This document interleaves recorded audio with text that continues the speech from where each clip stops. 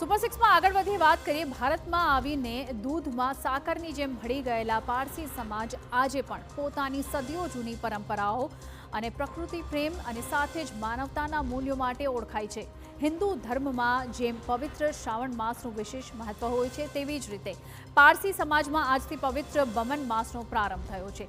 દક્ષિણ ગુજરાતના નવસારીમાં આ માસ દરમિયાન વરુણ દેવને પ્રસન્ન કરવા માટે એક અનોખી પરંપરા જીવંત રાખવામાં આવે છે। વરસાદ હરિયાળી અને સમૃદ્ધિ માટે કરવામાં આવતી આ ઉજવણી સમગ્ર ભારતમાં માત્ર નવસારીમાં જ જોવા મળે છે। અમારું જે લોકગીત છે ઘી ખીચડીનો પૈસો દોરિયાનો રૂપિયો વરસાદ જીતો આएगा ડમરી સેટ લાएगा ડમરી તારી ઓટમાં ખારા પાણી પેટમાં ઓટી કે ચોટી રેલ આવી મોટી ઔરા મોકલ પાણી મોકલ વરસાદજીનું પાણી તો મીઠું ને મીઠું। નવસારીની શેરીઓમાં ગૂંજતા આ સૂર જે છે માત્ર ગીત નથી પરંતુ પ્રકૃતિ પ્રત્યેની શ્રદ્ધા અને સારા ચોમાસાની પ્રાર્થનાનો અવાજ છે। પારસી સમાજના પવિત્ર બમન માસની શરૂઆત સાથે જ નવસારીમાં અનોખી ધાર્મિક અને સામાજિક પરંપરાનો પ્રારંભ થયો છે। પારસી યુવાનો અને વડીલોના ટોળા શેરીએ શેરીએ ફરીને પરંપરાગત ગીતો ગાય છે અને સાથે જ વરુણદેવને રીઝવવા માટે પ્રાર્થનાઓ પણ કરે છે। વર્ષ સારું જાય, વરસાદ પૂરતો પડે અને અનાજની સમૃદ્ધિ રહે તે માટે સમાજના લોકો એકતાના આ ઉત્સવમાં જોડાય છે। આ તહેવાર ઘી ખીચડીનો અમે લોકોએ સ્ટાર્ટ કરેલો હતો। વર્ષો પરંપરા જૂની છે। જેમ હિન્દુઓનો શ્રાવણ મહિનો હોય છે તેમ અમારા પારસીઓનો બમન મહિનો હોય છે। જેમ અમે જ્યારે નવસારીમાં દુકાળ પડ્યો હતો ત્યારે અમે નવસારીના પારસીઓ બધા ઘરે ઘરે ઉઘરાણી કરવા નીકળેલા હતા। ચાવલ ચોખા ને બધી ચીજો ને પછી એ પહેલાં જમવાનું બનાવીને અમારામાં કૂતરાને બહુ મહત્ત્વનું મનાય છે એટલે અમે કૂતરાને ખવડાવીએ છીએ ને પછી અમે અમારું ભોજન સ્ટાર્ટ કરીએ છીએ અમારા નવસારીની પારસી વાડીઓમાં। આ પરંપરાની સૌથી રસપ્રદ વાત તો એ છે કે પારસી પરિવારોના ઘરે ઘરે જઈને સમાજના લોકો દાળ અને ચોખાનું દાન એકત્ર કરે છે।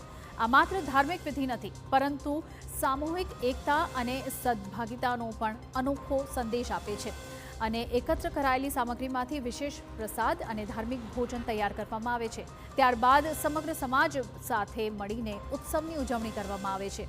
બદલાતા સમય છતાં નવસારીના પારસીઓએ આ પરંપરાને જીવંત રાખી છે જે તેમની સંસ્કૃતિ અને મૂળ સાથેના ગાઢ જોડાણની સાબિતી આપે છે।